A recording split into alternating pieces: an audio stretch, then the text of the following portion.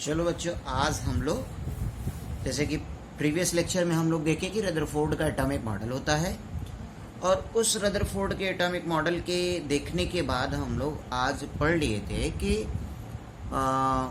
कुछ structure of atom में use होने वाले टर्मिनोलॉजी को, जैसे एटॉमिक नंबर क्या होता है, एटॉमिक मास क्या होता है, मास नंबर क्या होता है, और आइसोटोप, आइसोबार, आइसोडाइफर, आइसोस्टर्स, आइसो इलेक्ट्रॉनिक, ये सारी मैंने टर्मिनोलॉजी जो यूज़ होती हैं स्ट्रक्चर ऑफ एटम में, मैंने उन सभी टर्मिनोलॉजी को आपको एक्सप्लेन किया।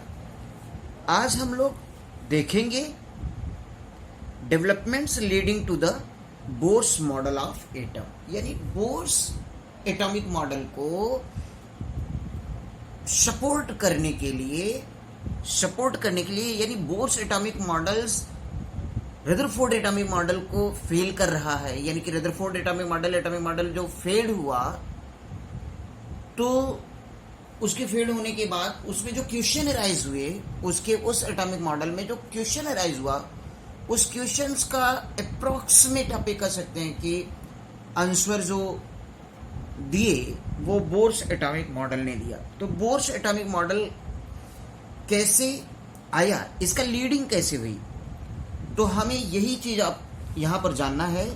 क्या जानना है हमें?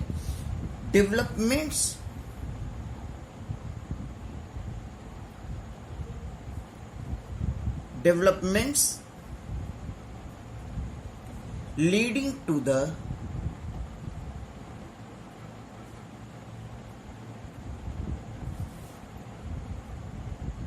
बोर्स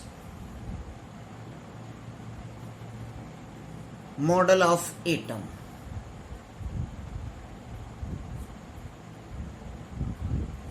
यानी बोर्स मॉडल ऑफ एटम्स को लीड करने के लिए कौन कौन से पॉइंट्स हैं, वो चीज हम लोग स्टडी करेंगे।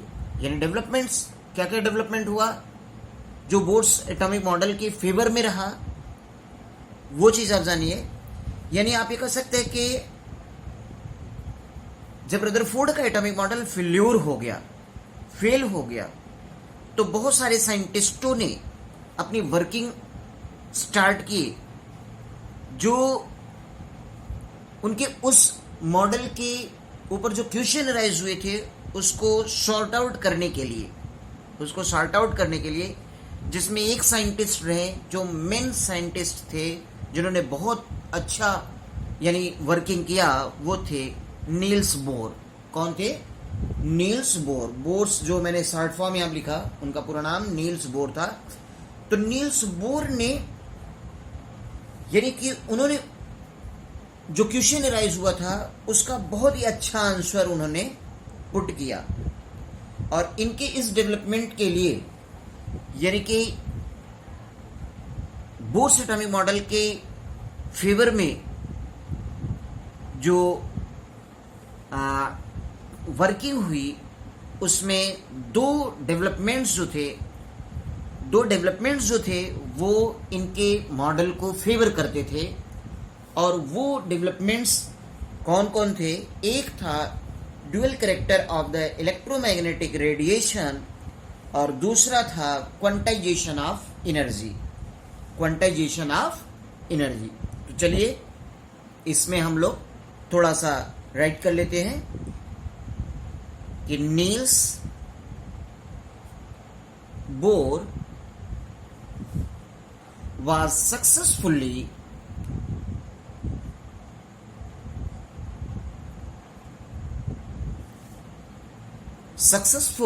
in giving the answer of the questions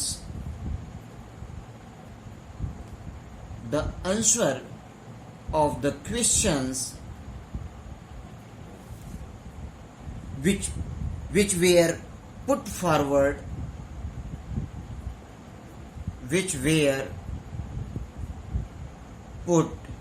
forward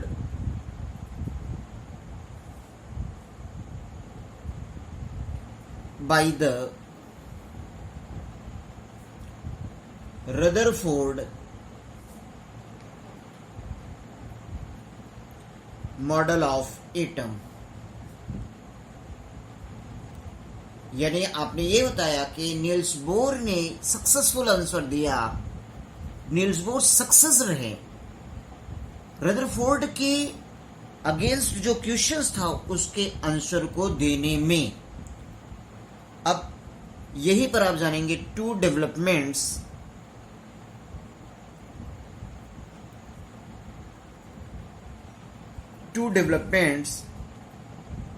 played a major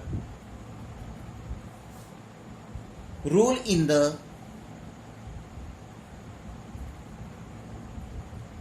establishment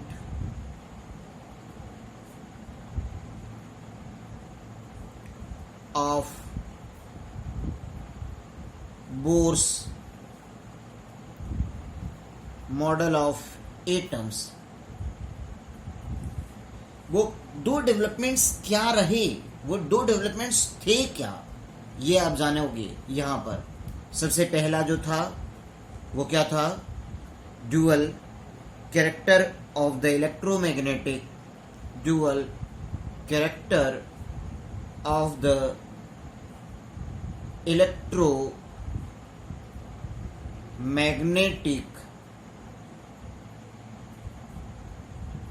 radiation. तो देखिए ये आप ये जानोगे कि जो इलेक्ट्रोमैग्नेटिक रेडिएशन होता है, इलेक्ट्रोमैग्नेटिक रेडिएशन में दो कैरेक्टर होती है। एक तो वो वेव की तरह बिहेव करेगा, वो क्या रहेगा, एक उसका वेव नेचर होगा और दूसरा उसका क्या होगा, पार्टिकल्स नेचर होगा। जैसे कि लाइट के पास ड्यूअल कैरेक्टर होते हैं, लाइट के पास ड्यूअल कैरेक्टर होते हैं, वेव का कैरेक्टर होता है और पार्टिकल्स का। उसी तरीके से इलेक्ट्रोमैग्नेटिक रेडिएशन जो एक्सप्लेन हुआ है उसके पास भी ड्यूअल कैरेक्टर रखेगा, यानी वो भी ड्यूअल कैरेक्टर रखता है। दूसरा वो था क्वांटाइजेशन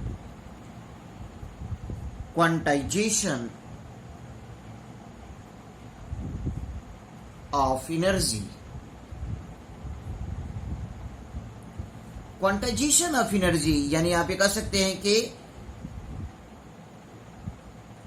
एटॉमिक स्पेक्ट्रा जो एक्सप्लेन किया गया, एटॉमिक स्पेक्ट्रा के बारे में वहां पर बताया गया कि एनर्जी इज क्वांटाइज्ड, यानी एक पैकेट के फॉर्म में होगा, एक बंडल के फॉर्म में होगा।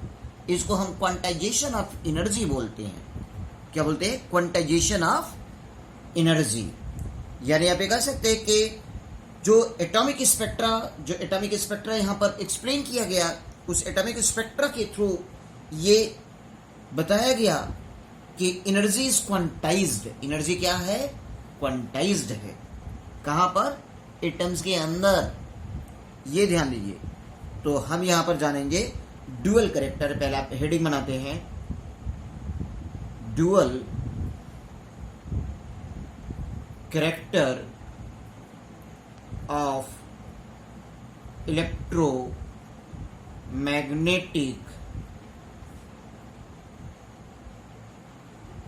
रेडिएशन।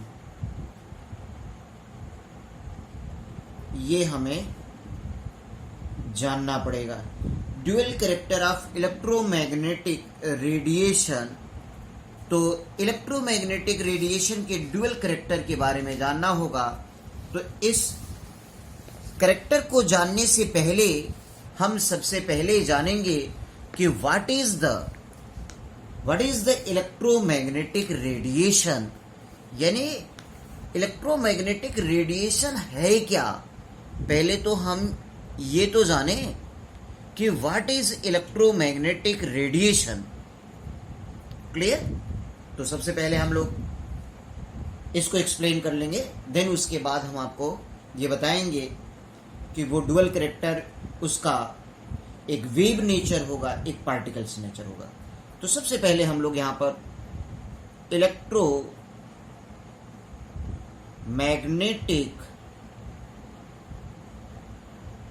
रेडिएशंस को एक्सप्लेन करते हैं।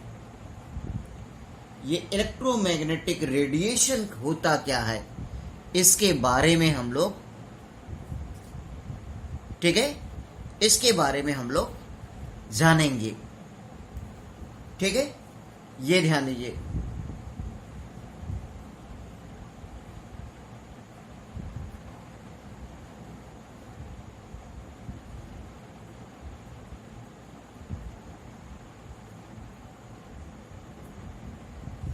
देखो बेटा, यानी हम ये कहेंगे कि those radiations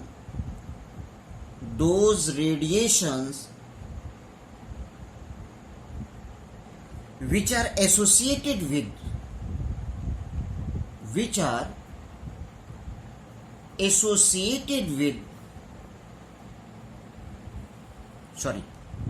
electromagnetic radiation, those radiation which are associated with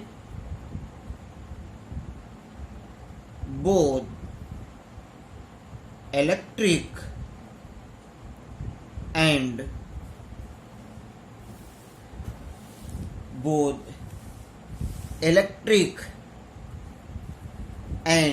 magnetic field,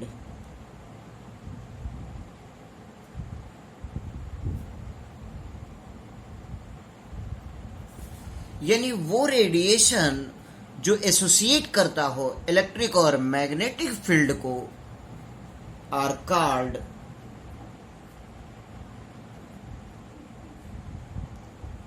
electromagnetic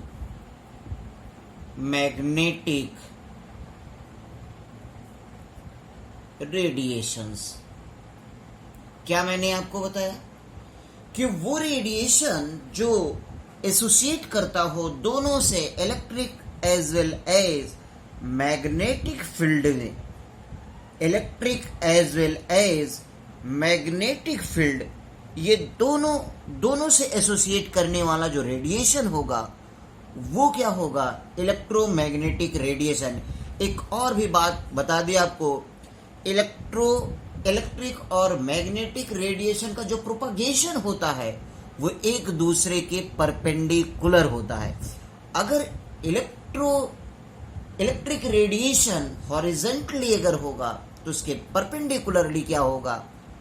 magnetic radiation का प्रोपगेशन होगा। क्लियर?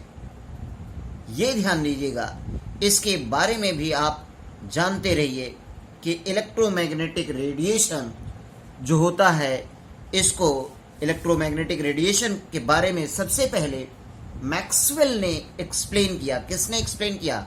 मैक्सवेल ने इसको एक्सप्लेन किया कि जैसे लाइट जो होता है, light waves are associated with oscillating electric and magnetic character. यानी मैक्सवेल ने जैसे सबसे पहले ये बताया कि Maxwell first revealed that light waves are associated with electric and magnetic character. उसी तरीके से आप ये कहोगे कि जो रेडिएशन होता है वो इलेक्ट्रिक और मैग्नेटिक फील्ड में, यानी कि जो रेडिएशन जो यहाँ पर लाइट के बारे में बताया जा रहा है कि वो इलेक्ट्रिक और मैग्नेटिक रेडिएशन दोनों ही टाइप के रेडिएशन को एक्सप्रेस करेंगे। तो आप ये जानिए कि रेडिएशन जो हमने बताया आपको कि रेडिएशन, इलेक्ट्रोमैग्नेटिक रेडिएशन, जैसे आपसे क्वेश्चन कोई पूछ सकता है, क्वेश्चन बन सकता है आपसे कि what is radiation, what is radiation, तो इसको भी हम आपको बता देते हैं कि ये रेडिएशन क्या होता है। जैसे हमने यहाँ पर टर्म लिया कि डोज रेडिएशन, तो अब आपके दिमाग में ये बैठता होगा ना कि ये रेडिएशन होता क्या होगा, तो पहले हम आपको रेडिएशन भी बता देते हैं। ठीक है, तो कहते हैं कि इमिशन है ना, emission or transmission,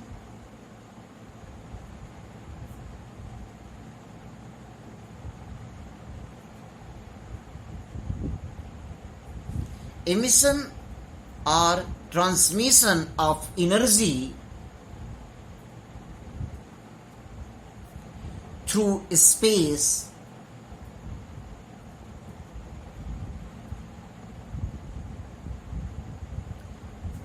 emission or transmission of energy through space in the form of wave, in the form of wave is called radiation or called radiation. क्या मैंने कहा कि जो इमिशन हो या ट्रांसमिशन जिसको आप बोलते हो, इमिशन और transmission of energy through space, यानी स्पेस में जो इमिशन और ट्रांसमिशन हो रहा है in the form of wave are called radiation. ठीक, और ऐसा रेडिएशन जो इलेक्ट्रिक और मैग्नेटिक दोनों से एसोसिएट होता है उसे आप बोलते हो इलेक्ट्रोमैग्नेटिक रेडिएशन। क्या बोलते हो? Electromagnetic radiation. ठीक, इतनी बातें समझ में आई। अब आप ये जानोगे कि dual character of electromagnetic radiation में सबसे पहला जो कैरेक्टर होता है, फर्स्ट कैरेक्टर जो मैंने आपको बताया, वेव नेचर। क्या बताया? Wave nature. तो आप जानिए wave nature of electromagnetic radiations, यानी यहां पर हमें जानना होगा इलेक्ट्रोमैग्नेटिक रेडिएशन के वेव नेचर के बारे में। इसको सबसे पहले एक्सप्लेन किया मैक्सवेल ने। मैक्सवेल ने इसको दिया, इन्होंने ये एक्सप्लेन किया कि Maxwell gave the explanation about the interaction between the charged bodies and the behavior of electric and magnetic field on macroscopic level। यानी कि जेम्स मैक्सवेल ने बताया कि क्या बताया इन्होंने कि interaction between the charged bodies and the behaviour of electric and magnetic field. क्या इन्होंने बताया? ये इन्होंने एक्सप्लेन किया इंटरेक्शन। किसको? इंटरेक्शन किसमें? चार्ज्ड बॉडीज में। चार्ज्ड बॉडीज और इलेक्ट्रिक एंड मैग्नेटिक फील्ड के बीच में जो इंटरेक्शन है उसको इन्होंने एक्सप्लेन किया। तो कहेंगे Maxwell give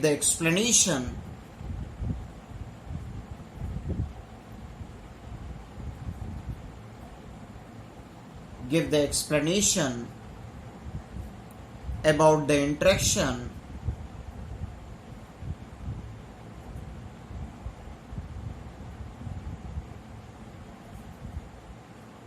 between the charged bodies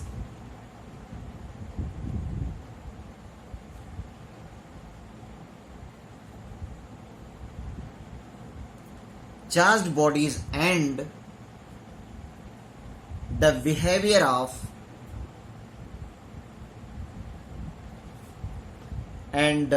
behavior of electric and magnetic field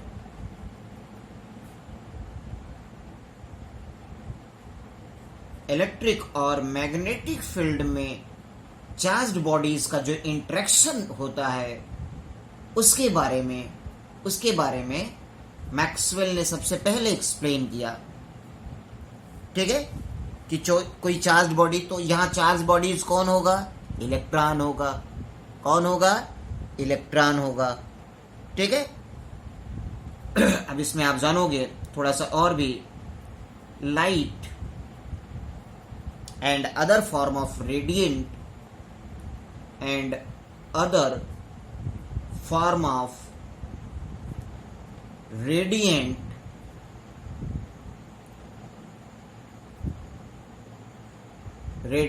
energy that propagate in the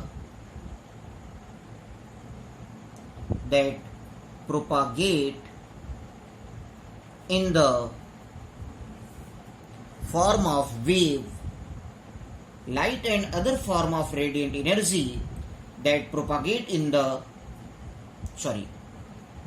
form of waves are called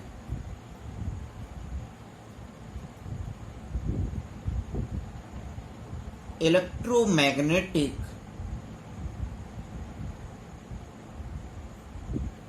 waves are electromagnetic